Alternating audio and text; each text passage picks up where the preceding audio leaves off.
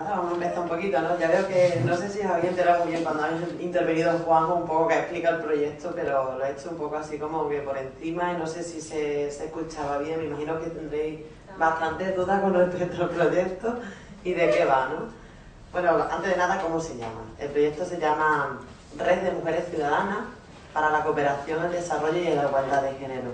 ¿De acuerdo? Tenéis por ahí en el dístico, me imagino que vendrá.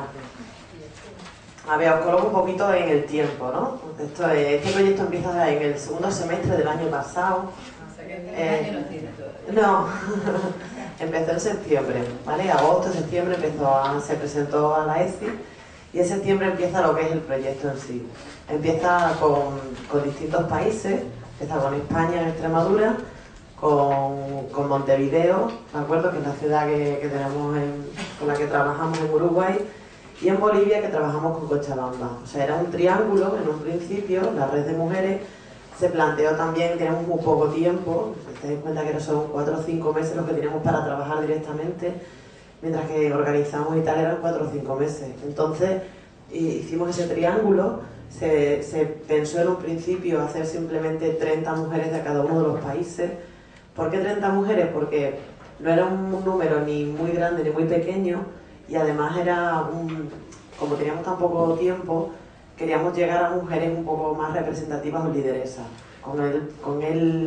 la vista es que en un futuro esas mujeres se capacitaran o formaran parte de la red y llegaran transversalmente pues, a todas las entidades que ellas representaban, ¿no? A todas las personas que podían estar, como era como un pulpo, ¿no? En un principio. Bueno, y sigue siéndolo, claro está. Entonces la idea era esa, nos juntamos 30 mujeres de cada uno de los países e hicimos una serie de actividades, ¿de acuerdo? Hicimos estos talleres presenciales también en cada uno de los países, se trataron unos temas principales, son 4 temas los que teníamos en un principio, el tema de la violencia, como lo ha explicado antes ella, ¿no? Cristina, el tema de la violencia de género se acordó, ¿no? Se hizo una propuesta entre las distintas entidades de los países y qué temas centrales podíamos tocar en la red. Es decir, no ha sido, aunque este proyecto esté hecho desde Extremadura, no en las ideas no están hechas desde Extremadura. Siempre se ha convocado, siempre se ha hecho propuestas, desde todos los países ha sido una unión, ¿de acuerdo? En el pensamiento. Entonces, pues pensaron que los temas más principales que podíamos tocar era ese, el de la violencia de género, como no, evidentemente, la feminización de la pobreza, que en la base creo que es una de las grandes fuentes de la problemática de que no se acabe con esta desigualdad, ¿no? Porque desgraciadamente vivimos en una sociedad capitalista que se mueve por el dinero y se mueve por el materialismo. Entonces pensamos que las mayores afectadas son las mujeres. Lo había estado diciendo por aquí antes, ¿no? Con respecto a la propiedad y tal, tenemos un 1% de propiedad en todo el mundo, las mujeres. Entonces, un 1% de propiedad. Somos propietarios. Entonces, claro, a lo mejor hay una imagen de que sí, las mujeres somos más empobrecidas, no. Es un 1%, estamos hablando de una barbaridad auténtica. Y ya no solo de disponer, sino de saber disponer de ese dinero, ¿no? Una vez que lo tengas, que estés capacitada para disponerlo y que sea tuyo y que te encuentres con propiedad para hacerlo. Entonces, por eso, otro de los temas era la feminización de la pobreza. Tratamos también la participación política y social. Nos pareció importante el hecho de que la representación política de las mujeres, el hecho de que formáramos parte en ese espacio público ya de las políticas, evidentemente, ¿no? Si desde arriba no hay una representación femenina, evidentemente no se va a cambiar. Y es participación política y social, es decir, también desde abajo, ¿no? Se ve la participación desde las altas esferas hacia abajo y desde la parte social hacia arriba. Otro tema es los derechos sexuales y reproductivos de las mujeres, ¿de acuerdo? Que hablar de ese tema, ¿no? La verdad es que está bastante... Primero, tener una ley y segundo, saber aplicarla y que sea real. Estamos ya cansados de tener esa ley en el papel, de que no se hace, sobre todo en Uruguay sí vivimos mucho, que se presentó la ley y no fue admitida al final. Entonces, no sé, apoyamos ese tema, ¿no? De derechos sexuales y reproductivos de las mujeres.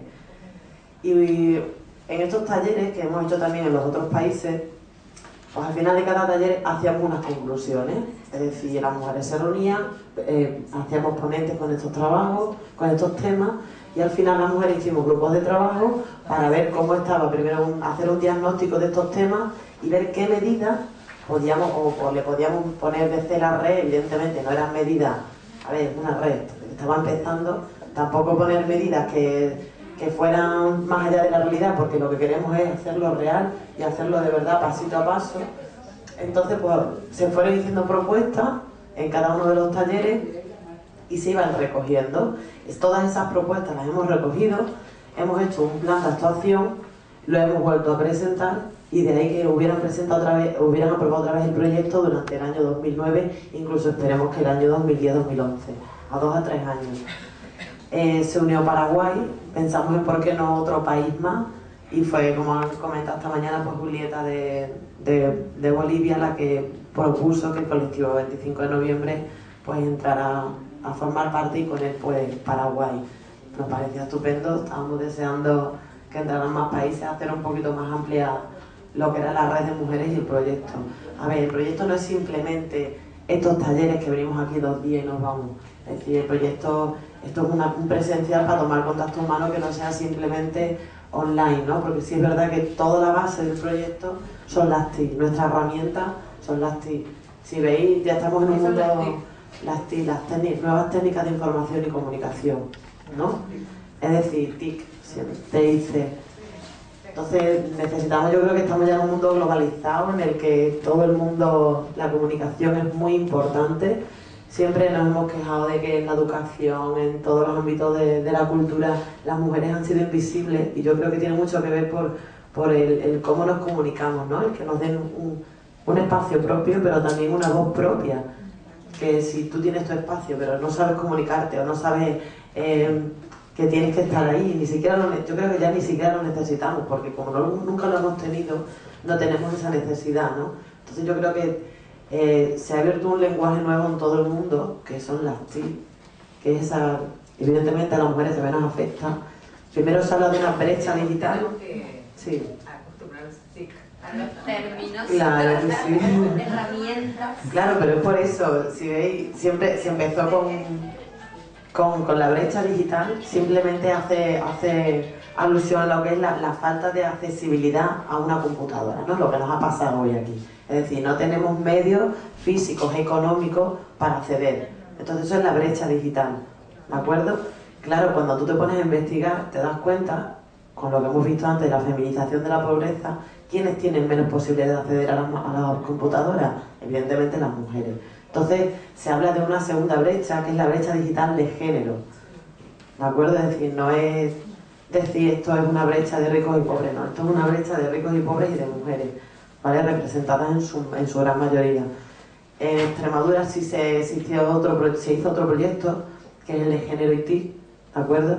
Que es el que un poco hemos estado hablando antes, que se trataba, allí hay muchos espacios, a través de las juntas, hay muchos espacios, los nuevos centros del conocimiento, donde se alfabetizaba tecnológicamente a las mujeres.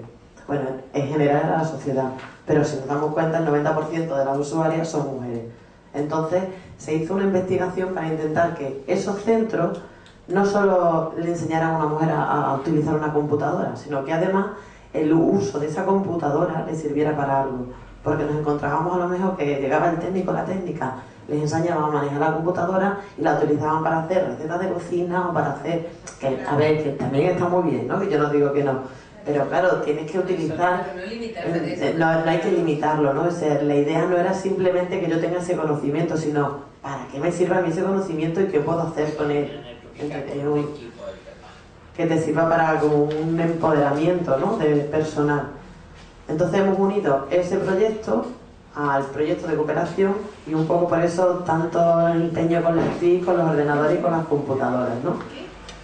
Además, como si os dais cuenta, yo soy muy partidaria de lo de las Virginias.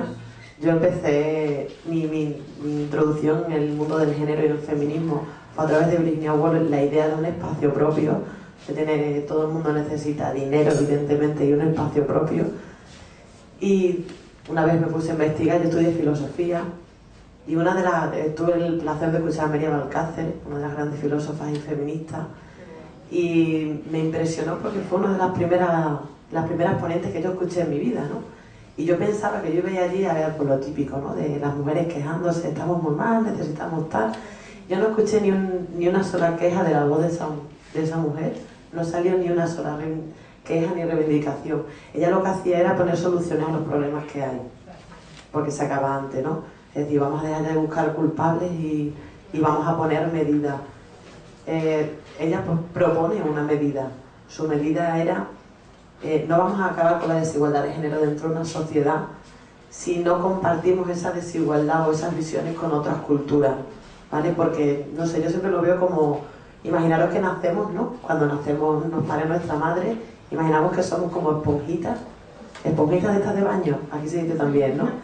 Pues yo me lo imagino así, ¿no? Somos como esponjitas y imaginaros que las distintas culturas son como vasijas de aguas enormes. Entonces yo me imagino que nacemos y nada más nacer nos tiran a nuestra cubeta esta de agua. Imaginaros cuánto puede tardar una esponja en absorber el agua rápidamente, ¿no? Es decir, nada más tirar, lo absorbes todo. Pues yo creo que ese es el tiempo que tardamos, si lo comparamos con la cultura, que tardamos en absorber los valores que hay dentro de nuestra propia cultura, la estructura social. Entonces, claro, si ahora imaginaros, ¿no? Que en función del nivel de agua que exista en esas vasijas, va a haber libertad para las mujeres dentro de esa sociedad. Si tuviéramos que mirar nuestra vasija Paraguay, ¿de acuerdo? En función de si hay más agua, tendríamos más libertad, menos agua, menos libertad, ¿de acuerdo? Hago esta dinámica muchas veces con muchos grupos. Y ¿sabéis lo que pasa? Que siempre dicen, bueno, en vez de mirar nuestra vasija, miramos la de las otras vasijas de otras culturas, ¿no? Siempre se van, no sé por qué, a las musulmanas, les tienen un poco, yo creo que porque la violencia es más visual, ¿no? Entonces, lo del burka, tal y cual, creo que impresiona más visualmente y que por eso se van a esas culturas. Pues si ellos siempre dicen, bueno, pues hay que ver qué mal están, ¿no? Qué poquita agua, si le tuvierais que poner agua a las distintas culturas, ¿les pondríais mucha agua? Imaginaros, las chinas, las africanas, las musulmanas, todo el mundo le pone como que muy poquita agua, ¿no? Y ahora cuando llegan a su propia piscina, a la cultura en la que están, dice, bueno, no llena, pero por lo menos por la mitad estamos, ¿no? En comparación a las otras culturas, la nuestra está como por la mitad. No sé si tenéis esa visión también, pero es lo que suele pasar en casi todas las culturas en las que hago la dinámica, ¿no? Siempre la suya. Claro, ¿por qué pasa eso? Porque estamos tan acostumbradas a la desigualdad que evidentemente no nos damos cuenta. ¿Qué hace falta? ¿Qué haría falta para saber el nivel de agua real que hay dentro de nuestra piscina? ¿Cómo lo vemos? Imaginaros que todo Paraguay fuera ahora mismo una piscina, ¿de acuerdo? Y hay agua. Nosotras esponjitas por aquí flotando. ¿Seríamos capaces de ver el nivel de agua que hay dentro de la piscina? Es imposible. ¿Qué tenemos que hacer? Salirnos de la vasija, ¿de acuerdo? ¿Qué pasa cuando sacamos una esponja de una bañera? Chorrea, ¿de acuerdo? Es decir, se vacía. Pero claro, imaginaros eso a niveles culturales. Significa que todos los principios en los que yo he creído siempre, todos mis valores, toda mi ética, toda mi moral, desaparece. Entonces es como cuando tenemos una época de desesperación, una época de crisis personal, sería una cosa parecida así, ¿no? Tienes que quitar esos valores que tienes aprendidos para poder introducir otros nuevos y mirar tu propia cultura y tu propia situación de forma objetiva. Eso es muy difícil, ¿no? Es decir, ¿cómo hago yo? Incluso que prácticamente nos llevaría toda una vida, ¿no? Sería una sensibilización de género bastante traumática. ¿Qué propone Amelia Barcácer? Dice, bueno, pero si yo estoy en mi piscina y estoy viendo la tuya, tú estás ahí, ya estás viendo la mía, porque no hay una experiencia, un diálogo entre las distintas mujeres y hombres de las distintas piscinas? Hacemos un análisis desde fuera, pero un análisis crítico constructivo. Es decir, no me vale porque he asistido ya a otros congresos en lo que pasa esto y de constructivo no hay nada, ¿no? Es decir, es más bien, mira qué mal estás tú, menos mal que yo no estoy así. Y eso tampoco, ¿no? O decir, te ayuda a ti que tú estás peor, no. Aquí cada uno tiene, y cada una tiene lo suyo. Evidentemente, cada país, la violencia de género existe en todos los países, de una manera o de otra. Y a veces la violencia física no es la peor. ¿Entendéis? La psicológica, y no sé, yo siempre me imagino la violencia de género como una montaña, ¿no? Entonces, imaginaros la montaña de la violencia de género. Y que cada vez que hablamos de estos temas, simplemente nos quedamos en el piquito de la montaña que sería la nieve, ¿de acuerdo? Y eso sería la violencia física, los